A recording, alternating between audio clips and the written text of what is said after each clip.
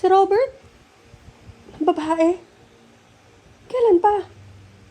Kilala mo yung babae? Kilala mo? Robert na ba? Ba't saka mo tatanungin? Ano sa itsura ng babae? Ba't saka mo tatanungin?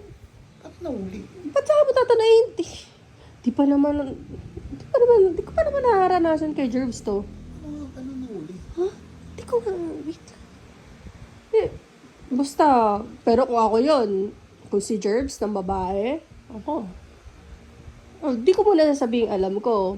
Pero, pag gabi, well, akin lang to hindi puputulin ko yung edits niya. Tapos, gagawin ko sisig. Grabe ka naman. Grabe ka naman.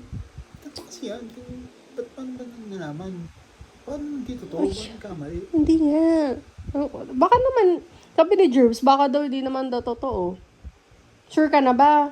Ano sa itsura nun? Kilala mo ba yung babae? Bait na ni Kilala daw Robert niya. Kilala daw niya. Kilala daw niya. Pag gano'n, bubugbugin ko na lang yun. Bubugbugin ko na lang yun. Saksakin ko talaga yun. Pag gano'n, pag nang babae. Nako, deserve naman. Di ba? Grabe ka naman. Deserve niya yun. Di ba gano'n? Dapat pinubugbog bago mo i-surrender sa police. Syempre, sinaktan ako sinaktan ka di ba? Baka kasuha ko pag Hindi. Self-defense. Dapat ganun. Di ba sa Tulfo sabi self-defense yung mga ganyan? Pwede naman. Ano ba?